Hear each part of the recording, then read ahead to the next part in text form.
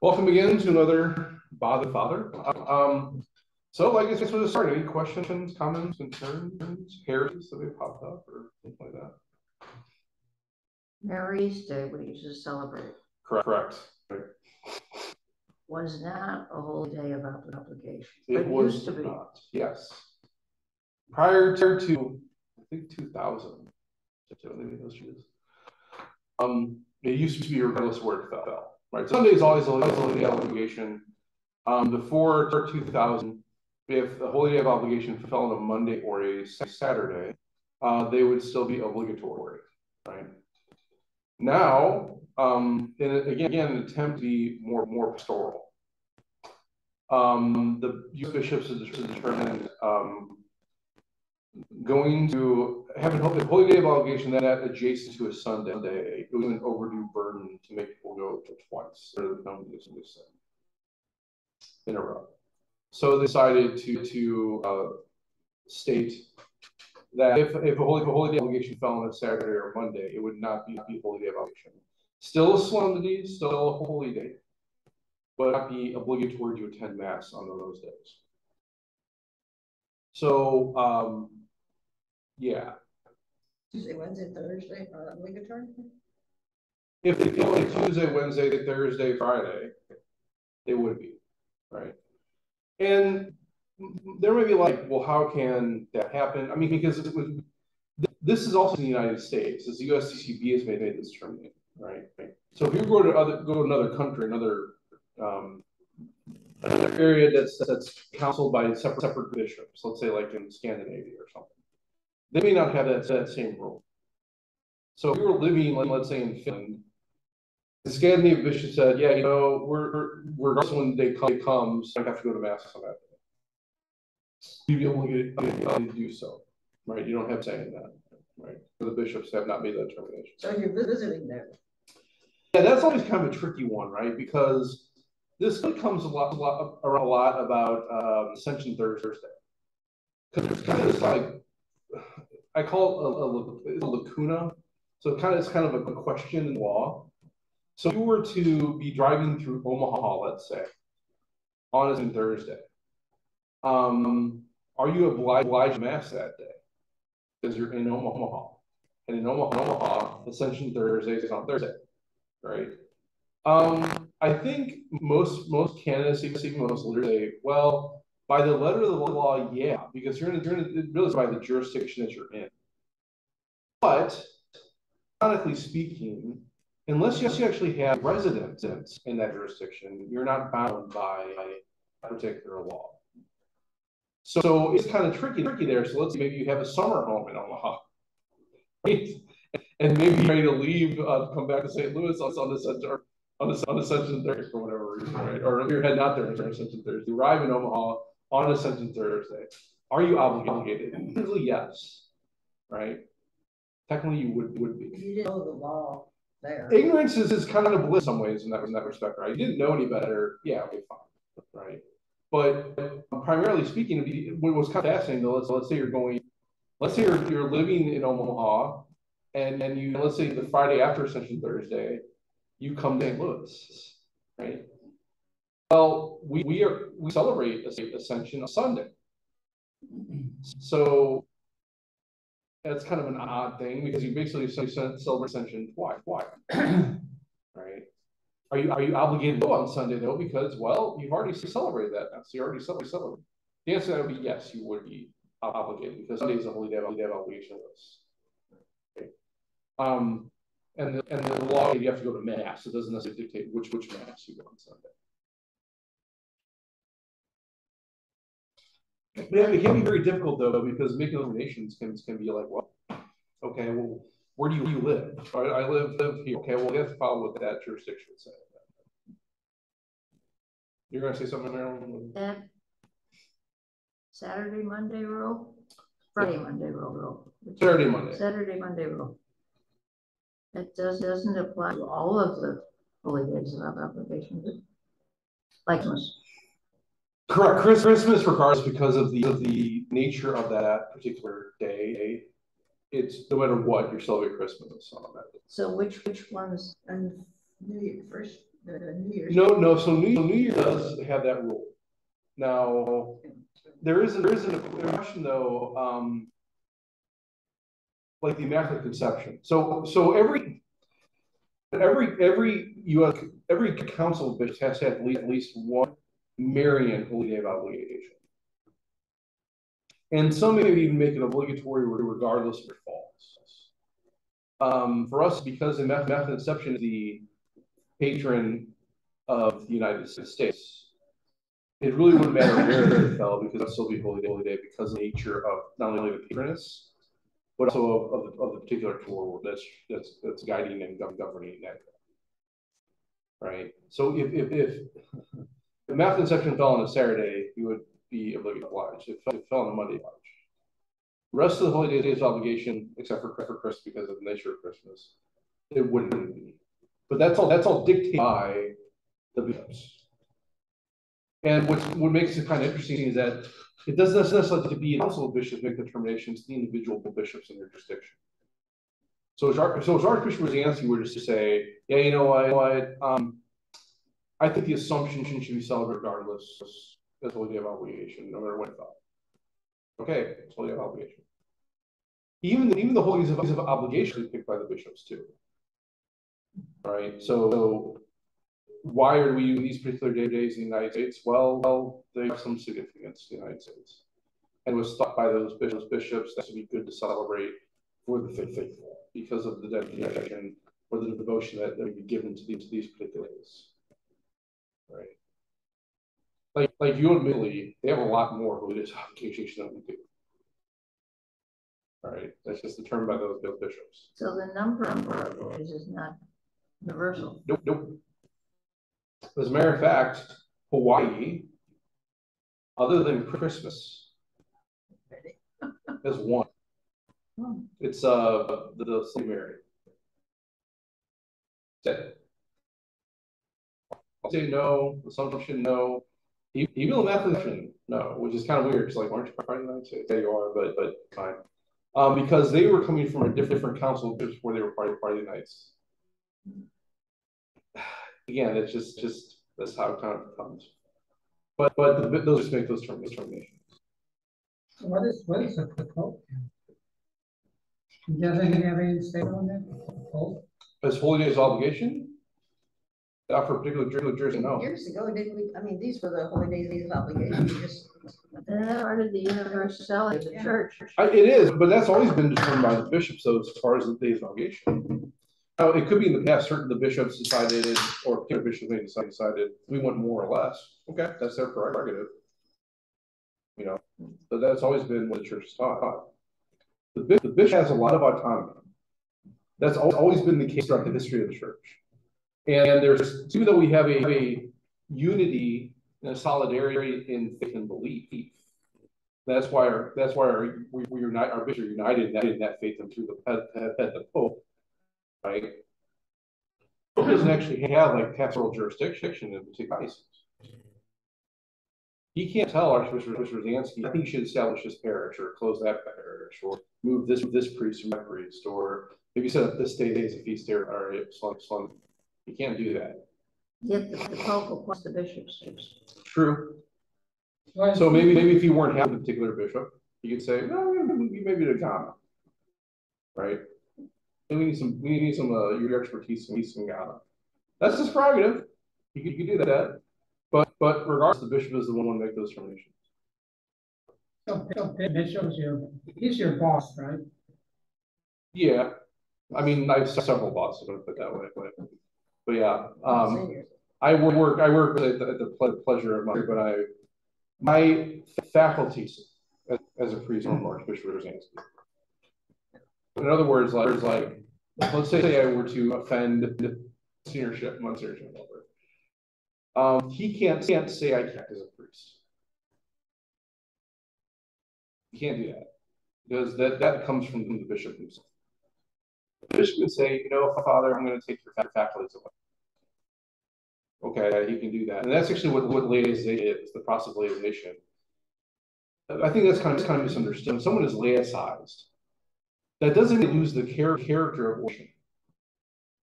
what that means is have the faculties of their office taken away from them.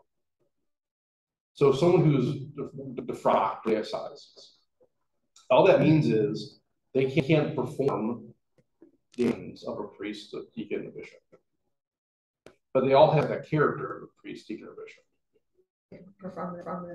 Can they do it in private? Technically, no, because even that comes from the bishop. Right? So like we get weeks when I don't have a schedule in the parish, I still celebrate. And I do that because I can, because the fact is granted me by Archbishop Zansky. But if you were to take those away, I couldn't function at all in that way.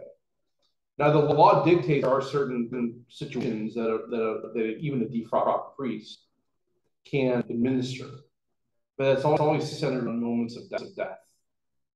Right? So let's say you're in Montana and you so happen to live in a retirement home with a priest that's been defrocked, and you're on your deathbed, and there are no priests available for 60 miles.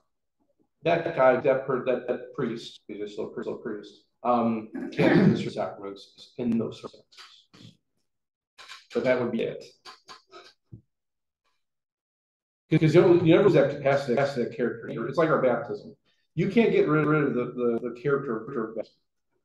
You can't get rid of the character of confirmation. In the same way, you can't get rid of the character of ordination.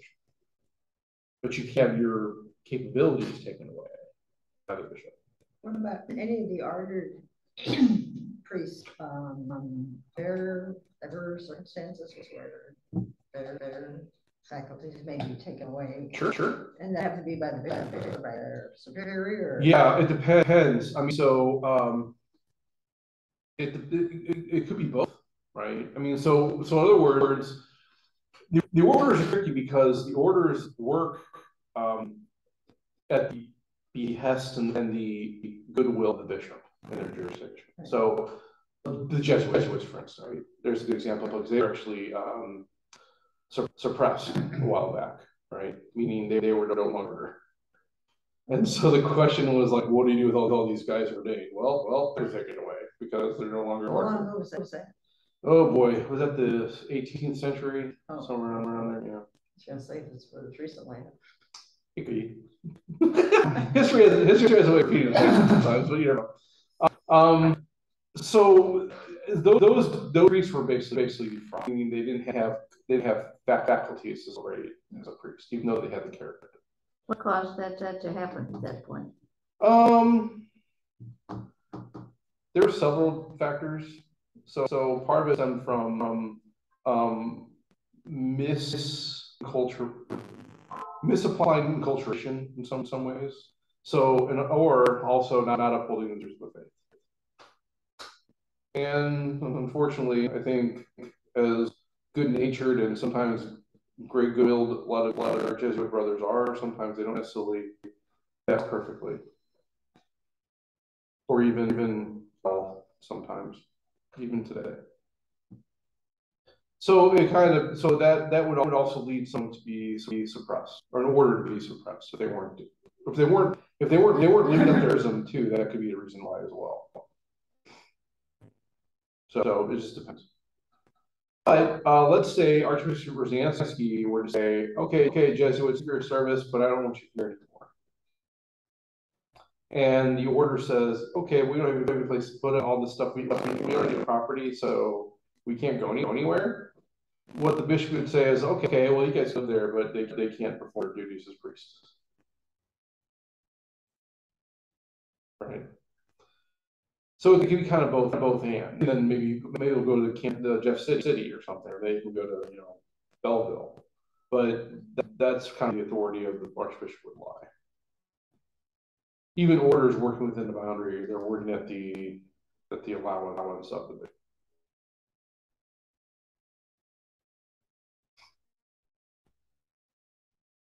Makes sense.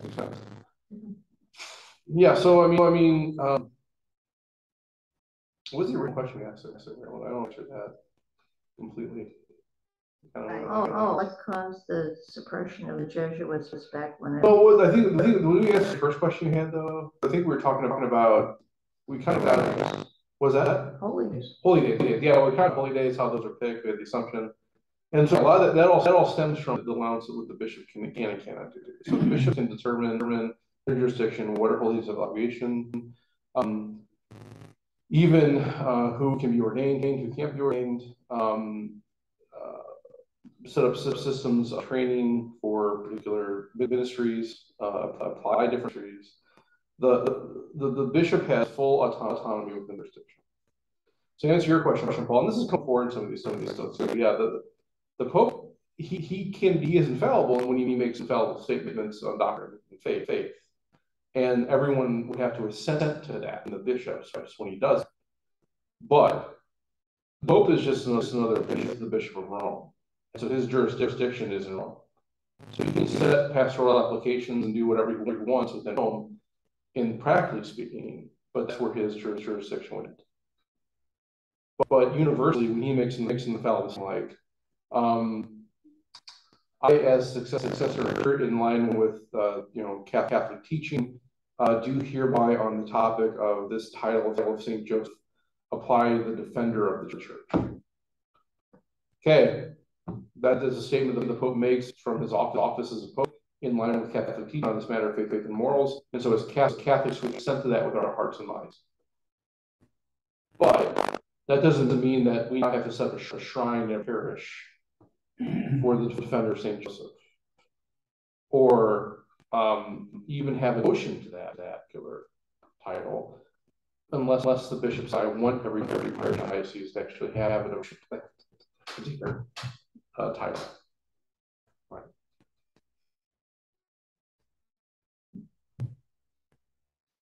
Good.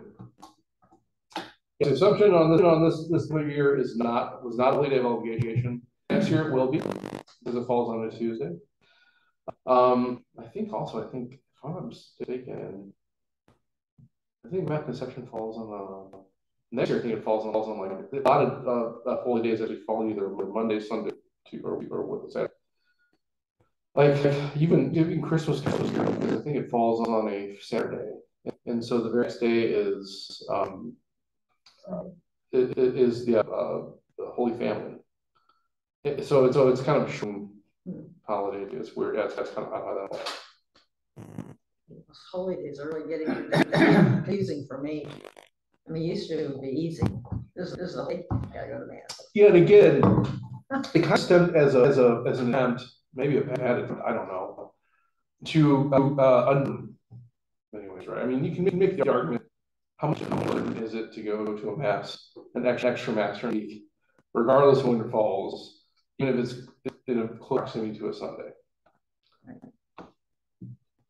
But I guess in order to alleviate obligation, the bishops here in the State Society decided to make it. So okay, that's the rule. So good. I think I did that there were more people at mass. Yeah. At 8 o'clock there were too. I mean, there's a few more people, and I even made the announcement after mass. But for those who came in here to fully down obligation, I apologize. It's not. But your reward will be great in heaven. So just think of that. So it was good. Get some brownie points in heaven. Yeah. I think there's good merit there either way. Yeah. Right. So I mean, another good example that actually be next week of kind of who makes a holy day, all that, right? So August 5th. That's a solemnity here in St. Louis. Nowhere else. And even, it's not even a solemnity outside the city of St. Louis. But within the city boundaries, it is a solemnity on that day. How did that happen? Well, first I have to figure out what day is. Maybe that's a good start with, right? Yeah, we both came St. Louis. No, that was in January. January, yeah. We celebrated St. Louis, didn't we? Was that? We celebrated the St. Louis. What do you mean? I thought his feast day was Mother Day, but is that? It's August 25th. Oh, okay. August 25th is the Memorial Universally of St. Louis, King of France. And since he is our maiden patron here in the city of St. Louis, it is a solemnity Here at St. Gabriel, we're celebrating a solemnity on the 25th of August because we're in the city boundary. But it's not obligatory. It is not a holy day of obligation. That's true. But it's made. So it goes from memorial to a solemnity. Right? So we have the creed. We have 2 readings that day of the gospel. So 3 readings that day.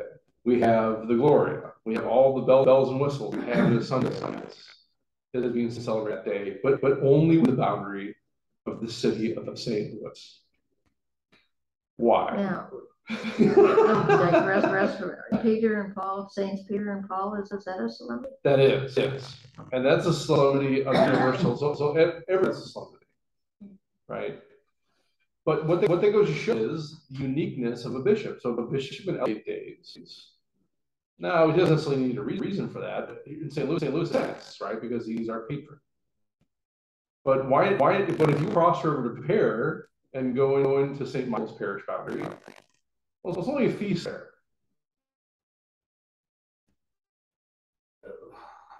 Right? Mm-hmm. Yeah. Same archdiocese, same patron. That's outside the boundary, just within the boundary, it's a solemnity. Same postal. No, it is different postal zone. Never mind. They're 119. Same zip code. Yeah. Does No, they're 119. We're 109. Area code after, yeah.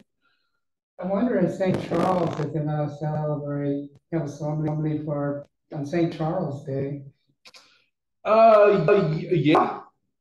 I mean, it depends. So that depends on the parish. So there is a St. Charles Borromeo.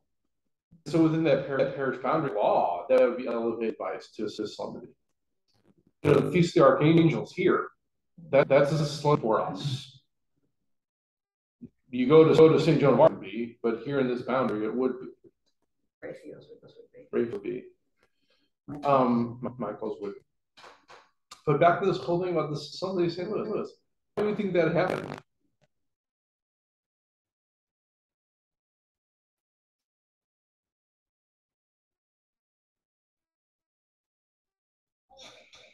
Well, I mean, part of that stems from the history of the archdiocese. It's like, okay, we weren't always a diocese, let alone archdiocese, right?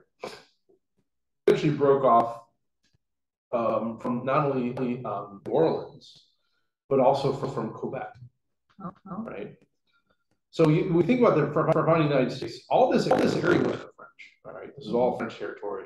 Then it was Spain, and so it was always a deeply Catholic area.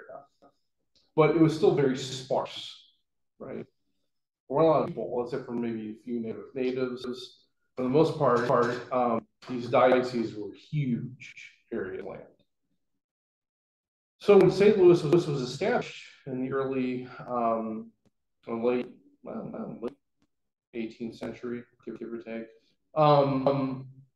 we actually covered everything, not only east of the Mississippi River, in Illinois and all the way over to Kentucky to the Bardstown, but all the way basically to the West Coast, the entire Louisiana Purchase, right? That was all one diocese. And at one point, when the Feast of Louis came about, it was hard to kind of get that information out to everybody. So we decided, well, okay, we know this general area. This is the city of St. Louis. We know that we're going to have in the future. We know it's only the city of St. Louis. So we're going to establish it here. And as other dioceses started coming about from our diocese, that was always maintained within the city because, well, maybe there'll be 2 dioceses set up here in St. Louis too. Maybe there's be a county diocese and a city diocese. We think about how population was booming. Well, that could have occurred. I mean, we even look here in Missouri. If you go up north of Missouri, there are these kind of cathedral-esque churches were built all along northern counties of northern Missouri. That's because they thought that the railroad was going to be coming through here, and these towns were going to boom to the point where they have to become their own dioceses. So, in order to maintain that connection, it was decided here's something, but outside of the diocese, outside of the territory, the boundary of the city of St. Louis, it would be a feast, at least, right? So that even way out of Washington, they can celebrate the feast. Okay. One state. So that was kind of established early on. That's always a tradition here in the city, and that's been maintained by the different archbishops. Now, if Archbishop Danson wants to change that and say, you know what, I'm going to extend it to the entire archdiocese, great, we can do that. That's his prerogative, that's his authority, that's his decision to make. But nowhere else will that happen, right? So that's all, again, it's up to the particular archbishop to make those determinations. So let's say if there are a dozen or more. Yeah. Days. If I'm living in Italy, I need to. Yeah, you got to follow that calendar. Yeah. Right. I mean, a good example of that was for 6 months I was in Taiwan. I had a quasi domicile, right? So I was not necessarily there permanently, but I was living there for enough time to consider maybe a citizen status. So I had to follow their calendar when I was there. Fortunately, I don't think it was much different than the United States calendar, but still, I'll follow it. I was obliged to do that.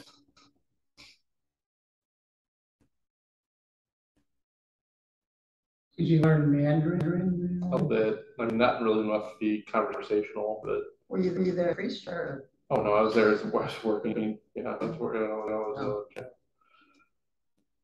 Only place I've been, I've not been anywhere other than St. Louis. Yeah.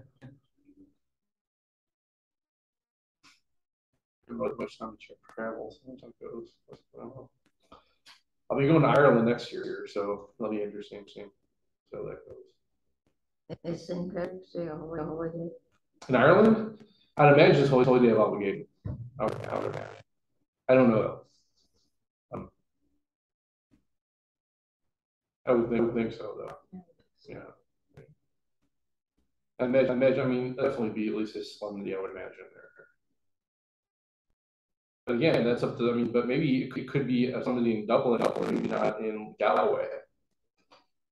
I don't know. You get that kind of thing. It depends. I imagine it's probably the same. Either way. The rank of, or the ardor of celebrating saints, celebrating anything. How does that rank follow? What is it? Oh, so like the hierarchy. That's it. Yeah. So we have ferial days, right? So those just like regular weekdays where there's no saints. Ordinary time. Well, it could be ordinary time. You could even have ferial days in Advent, although the nature of that season kind of elevates those days. So, like for instance, if let's say Our Lady Guadalupe or even Immaculate Conception, right, fell on a Sunday in Advent, you would still celebrate Sunday in Advent. Or in outside of that day, let's say the Assumption, or even the certain days like, for instance, the Solemnity of Saint Joseph. If that fell even on a Sunday in Lent, you would celebrate that instead of the Sunday in Lent. Oh wait, hold on, let me do that right. No, the Sunday in Lent would take precedent. Right. Over anything, right? Typically, yeah. Right. Pretty. So it's Christmas, maybe, and Easter. Well, yeah, but those days will be next to each other, right? So I mean, now you could have the Feast of the Annunciation fall within Holy Week. So Holy Week takes precedence, in which what's dictated is you transfer that day to the octave Easter. So if it fell on the 25th of March, fell during Holy Week, you would actually transfer that a week and a half later to the following Monday after the. It's weird, right? So you have ferial days. You have days in Advent that are considered to be normal days. You then have optional memorials, which are during the weekly times of Advent within the novena of Christmas, and during the days of Lent, you would actually call those commemorations. So there's a little bit different thing liturgically that happens on those days that you wouldn't necessarily say all the prayers of the saints. You would maintain the integrity of the prayers for the day, and you would use Saint's Collect as the prayer after the petitions, if you so choose to have them. Even though I think it's highly encouraging to have petition Lent. During Advent. Then you have obligatory memorials, which also become commemoration during the act of the novena of Christmas and the Lent. And then you have feast days, right? So feast days are these elevated, we sing the glorious days, and those also maintain their own character. So they would fall on Easter or Lent or Advent, they would take precedence. Except for, I'll look at that in a second. Then you have solemnities, right? Solemnities are basically like Sundays that you would celebrate throughout the week. Holy days of obligation, which are also every holy day of obligation is a city. Not every solemnity is a holy day of obligation, right? So you're obliged to go to mass on those solemnities, no matter when they fall. Now, it's interesting. We had kind of an interesting situation coming up this year for Lent. Ash Wednesday this year, well, let's just say next 2023, falls on February 22nd. Washington's birthday. It is Washington's birthday. It also is the feast day on the Roman calendar. It's the Church of St. Peter. And traditionally, that's when archbishops go to Rome to receive their pallid. But because the feast of the Sheriff St. Peter falls on Wednesday this year, Ash Wednesday takes precedent. So what's going to happen is that we don't celebrate it this year. So Archbishop is made between now and then. They have to wait till 24 to go get their paladin from Rome. Interesting. But that's kind of how the hierarchy. Yeah. So feasts of the Lord also are very, very important. So, like, let's say, if there's a feast of the Lord called the Exaltation of the Cross, right? Well, it's not celebrated. Transfiguration is the feast of the Lord, right? It's so important. It's the feast of the Lord means that if it falls on a Sunday, press in over that Sunday. So if the transfiguration on the Sunday, we would celebrate the transfiguration instead of a number of Sunday that is an ordinary time. Same exaltation of the cross. If that were to fall on a day, we celebrate that day instead of whatever number or time Sunday would be. So those are that's kind of how the calendar works. Now some of the memorials have the various entrance antiphons. Yeah. Well, some have proper antiphon, right? Meaning that like that day, like St. Dominic, for instance, on August 8th, that had proper antiphons because of that day, right? Optional memorials, though, typically have antiphons for the commons, right? So if you look in the Roman Missal, and let's say, like today we celebrated St. Stephen of Hungary. What you'll find in the Missal, there's proper collect for St. Stephen of Hungary. But the other prayers over the gifts, the prayer after communion, and all the antiphons would come from the common holy men. And sometimes there's options for those antiphons, and maybe even the prayers. And they're at the relevant discussion to determine which one to be used. So it's kind of a crapshoot sometimes, right? Because I know, especially like Magnificat, something they have a specific one in there. Well, I don't necessarily check Magnificat every single time. Actually, I rarely do. And some is the Magnificat and the Word of what's Word Among Us. Is the Word Among Us? Is that what it is? They're talking about in the Missalette? Like, yes, right.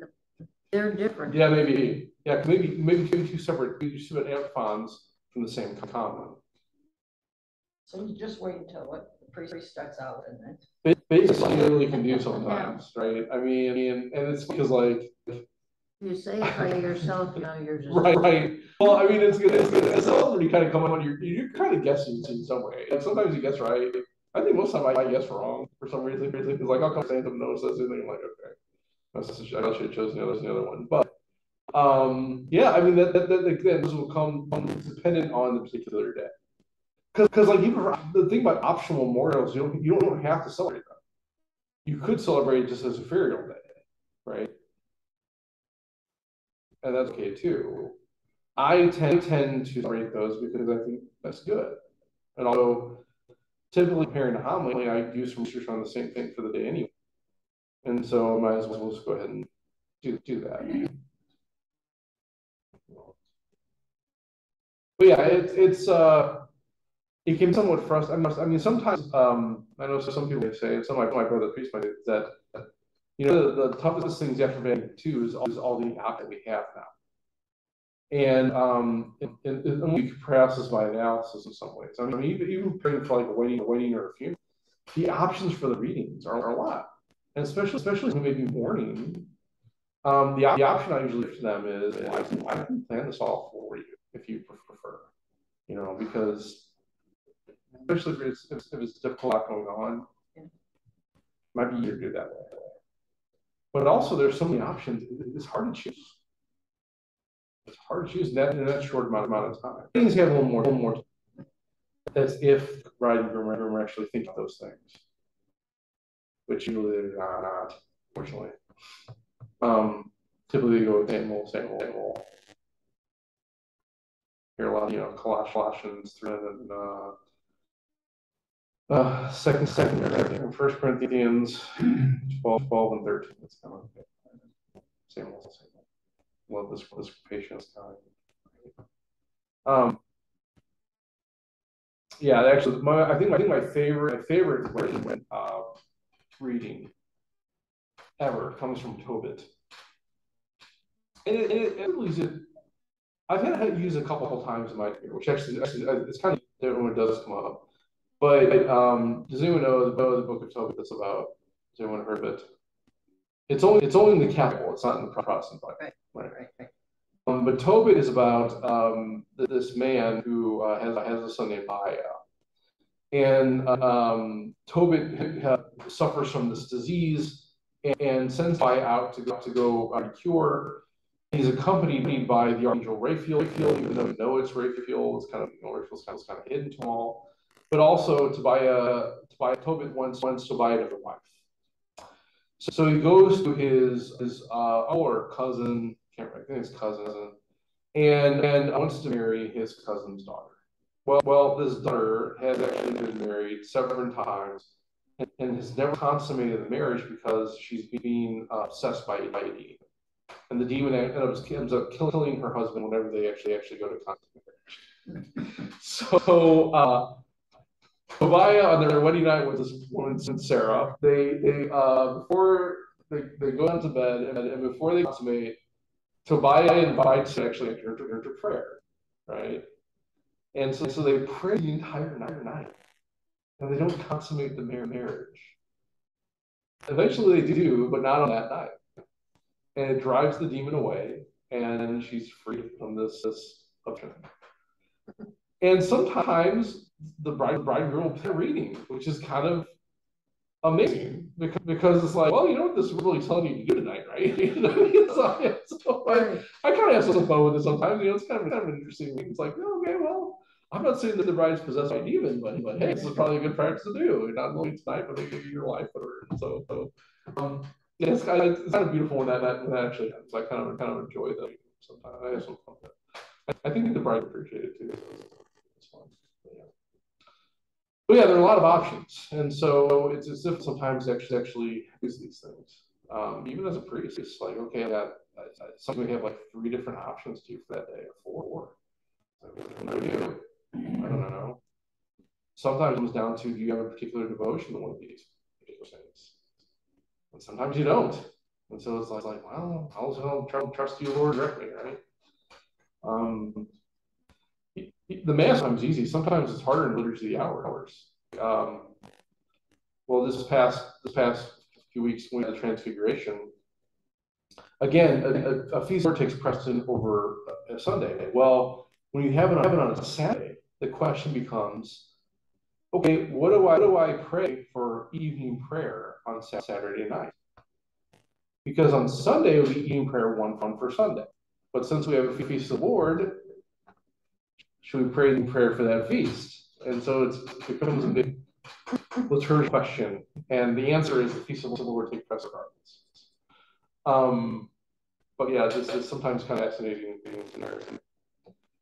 So it follows every 3 years, say A, B, and C. Right. So like for 1 year, they how's that working? Read out of the Gospel of Luke, and then the next year it might be Mark and Yeah. So this year we're on year C, which means all the Gospels on Sunday cycle, right, come from the Gospel. So if you're coming to Mass on any given Sunday in year C, you're going to be hearing from Luke. Where that gets kind of different is during Lent. Sometimes they put in different readings. They sell John typically, but also for different scrutinies, is always the same. So if you have people RCA, if you go to that particular Mass, you're going to hear that same readings every year. Year A is Matthew. Year B is Mark, except for 5 weeks, kind of around August, July timeframe. Those are usually supplemented by John chapter 6. And the reason is because Mark is short. It's the shortest gospel. So it's only 16 years, right? Whereas Matthew has 28, has 24, and John has 22. And the cycle is only based on the synoptic gospels, both Matthew, Mark. But if you were to Mass every Sunday, you would hear a gospel passage in the Bible in a 3-year period. The week Mass are based on the 2-year cycle, but the gospels are already the same. It's just the first readings are different than the Psalms. They alternate every other year. So if you were to go to Mass, actually, if you go to Mass every throughout the year, you would hear the entire Bible, at least most of it. There's parts of wisdom that are not part of lectionary. But if you were going to a funeral, you would probably hear it all, typically, depending on what they choose for their first reading at the funeral. So yeah, we cover the entire Bible in a year. and you get all 150 Psalms there too in 3 years. Yeah, especially, I mean, you get you get all 150 Psalms. You pray the liturgy hours for 4 weeks. You get those. There's 150 Psalms in the like in Vespers. Yeah, so there's 150 Psalms that are prayed through the liturgy of the hours. Right. Within 4 weeks, you said? Yeah, so liturgy of the hours is based on a 4-week cycle, Psalter. And so if you think of 5 times a day, and some of them overlap, but you're going to hear every single psalm that 4 weeks, or pray every single psalm within that 4 weeks. Not the bad. They things do Vespers a little differently. Some order, but the only difference may be how they chant, or maybe like the particular readings they would use, or maybe antiphons. Usually the psalm would be the same. To be anything that you do with the rest of the church. Some actually pray more hours than what like ordained archdiocesan, priest, and bishop. They're required to pray 5 times a day. So office of readings, prayer, one of the daytime prayers, evening prayer, night prayer. But there are 3 daytime prayers, and they usually first pray all 3 of those. But an archdiocesan priest is not required to pray. Does anybody get up at 2 a.m.? Just yeah, so there's a tradition called Matins, which kind of our office of readings. There's also a tradition of having vigil, which actually incorporates the Gospels that day and the readings for that day. Some orders do practice that. Yeah, it depends. here's my question. It pertains to Virgin Mary. What is the official teaching on the Assumption of the Blessed Virgin Mary? Did she die, or did she go to heaven, body, soul? So surely when she went to heaven, body, and soul, the church definitively teaches that she was raised body and soul into heaven. Now, this actually was the top of my homily on day 2. So if you want to go back and watch that, you could. But you can really hold, as far as Mary died, hold either position. And the reason is, if you look back in the Old Testament, like for instance, 9 days before the Assumption, we celebrate the Transfiguration. Well, who accompanied us in the Transfiguration? It was Moses and Elijah. Well, if you look at the book of Kings, we see that Elijah was taken up to heaven on a fiery chariot body. It's apparent he died. At least we don't know that he died, because he was brought up to heaven completely. Right? Did he die up there? Who knows? All we know is he was taken to heaven by soul.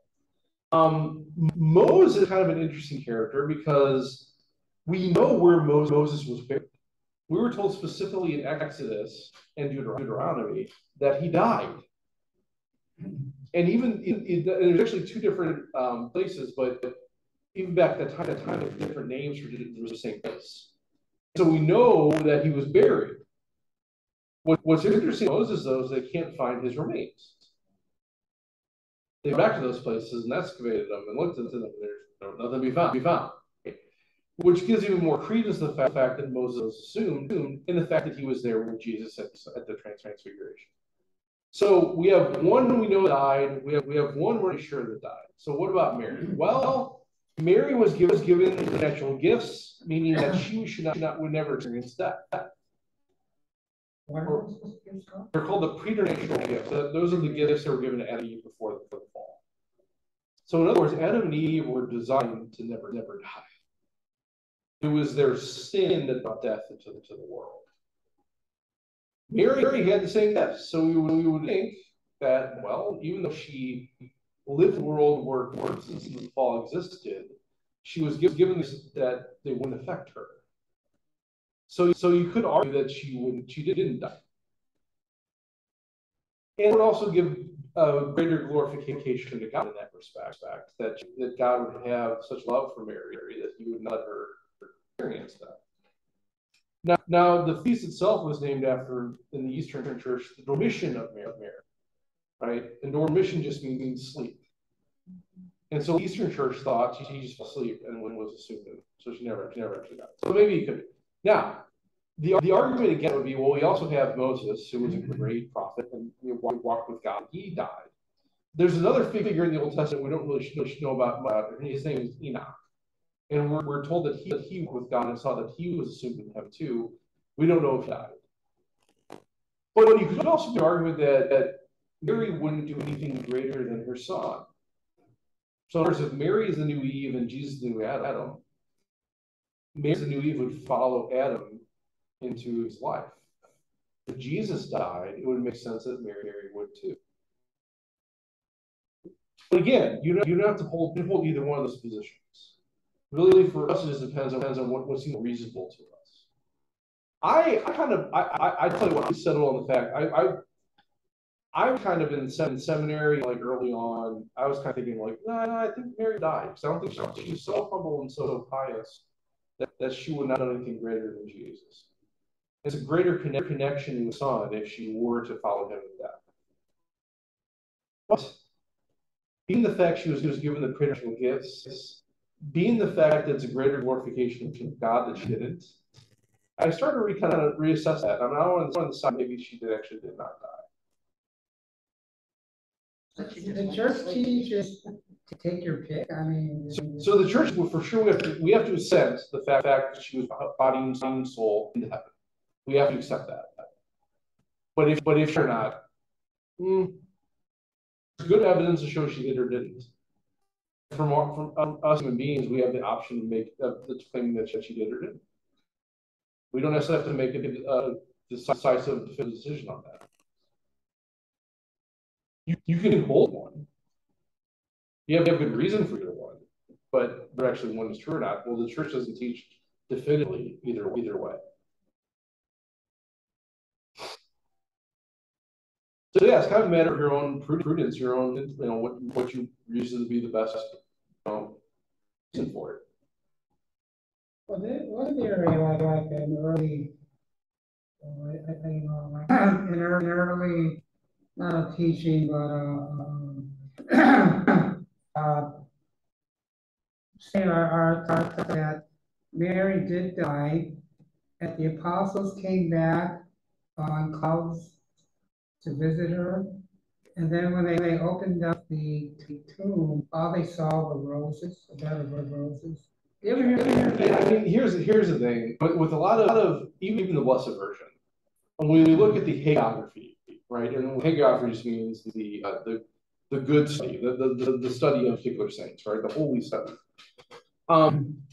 There's a lot of things, right? And these are really good. In some ways, they're very, very good, right? And we can hold them. But also, we have to understand, we have to ask what's in line with reason. Now, is it possible that God could have brought the apostles on vows to the deathbed of Mary, and when they went to the door, roses present where her body was? Sure, of course there is. We never doubt that's God's side of God's power. But we don't have any witness, anything written down, any eyewitness of that happening. Nor do we have anything that's been handed down from the tradition of the apostles that there was even a witness of Mary being taken up in that way or appearing in that way. What we do know is we don't know where she's buried. We don't have her body or her bones or anything today. And the rationale behind that would be, well, we as Catholics, we get kind of crazy about our relics, right? We take great care of making sure we take care of our saints. And we would think the best and highest saints, we would have some understanding of where they are. Even in the time of persecution, there have been great care taken in maintaining the resting place of the Blessed Virgin. But we don't have any evidence of it. We don't know where she was buried. If she was here, we don't really know. We don't even have her. Don't have anything from her to give any indication that she was here, which gives you more credence to the fact that she was assumed. So it's all good. It's all directing towards that end. Whether she died or not, I mean, we don't really have definitive evidence. Good pious stories. Okay, great. We can definitely. But what I'm saying there, Paul, is you can believe that. There's nothing you can't. Right? Yeah. I mean, it's something I read. Yeah. I mean, but what is to believe that yourself Catholic, you still can't. No one's going to say that's wrong, right? No one can say that's wrong. I can't say that's wrong. All I know is, from just a purely practical, reasonable standpoint, we don't know where she is. We don't have any of her. Huh? That's what she said didn't have. Of course, I mean, yeah, we'd come back to the conclusion, and based on the Old Testament evidence and everything, it makes sense that she would be in heaven, body and soul, right? If she's given that, makes sense that she'd be up there, body and soul. Whether she died, well, that's a good question to ask, and theologians have batting around forever, right? A lot of saints say she was. A lot of great saints say she wasn't. Again, you could leave their position, Well, I guess what I wonder, did she get really old? I mean, she lived with John, right? John took her in. Yeah, and there's even also a great deal of the debate where she lived too. I mean, so some people put her at Mount Carmel in Samaria. Some people put her in Ephesus, which is in Asia Minor, now Turkey. It was said that there was a great story about after Mary's assumption that the house where she lived was brought to Rome by angels. Now, again, high story, but what's funny is in the history of this, there is a house in Israel that was moved there from Ephesus, where it was thought that John lived. John, the evangelizer, presumably the Blessed Virgin. But what's kind of gets lost, maybe this is where the tradition's in, it was actually brought up completely by its foundation, everything moved by a very wealthy Roman family, the Angelis. So, Angelis is a form in English of angels. So the translation was, yeah, the house picked up and brought to Rome by an angel. Yeah, well, okay, by the angelic force. Okay, right. Is that the same house? I don't know. Maybe. Sure. Let's go with yes. Who knows, right? So yeah, I mean, she was given to John after the death of Jesus, but and that was about the action of giving Mary to the church at large. And we said in the Revelation, like when we talk about the woman that's giving birth in Revelation from the last week, from on Monday in that reading, it's Mary. Now we may ask, why in pain? If she had these that were given to her that reduced childbirth, why would she be? We believe that Jesus was born miraculously, there was no pain in that birth. Why is she in pain now? Well, because she's given birth to the church. And we are not perfect like her son was, which brings about her pain. Pain we inflict on her son. So yeah, she gave him to John. She lived with him, but after that, it's kind of murky. She probably was about she was about 14 at Jesus. She was probably in her late 40s when Jesus was crucified. How much longer after that did she live? We don't really know for sure. Most people in that time frame, if they got out into their 50s, they were living pretty long, right? Because of these great graces would be older, maybe, but we don't have record of her death. We have no idea when. Some people posit that she probably died around the year 70, the same time frame when the temple was made. Maybe, right?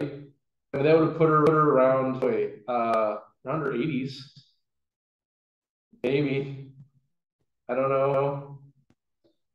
Well, my guess is that she lived to be John would be an old age, right? He was in his 90s, yeah, when he passed. My guess is that she lived reasonably old by their standards, by our standard, maybe 70 or whatever. And then if she did die, Jesus was right there. I can't believe Jesus was not there to take her straight to heaven. Oh, we would for sure she's in heaven. Obviously, we would say for sure. But the assumption, body. Yeah, body, soul, body. We would say for sure, body and soul.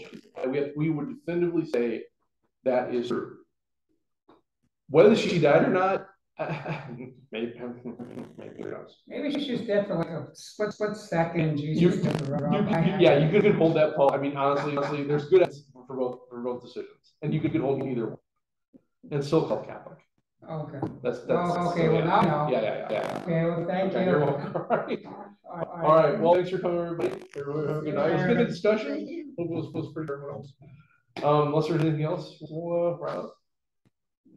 Good. All right. Very good. Thanks for coming. Thank you.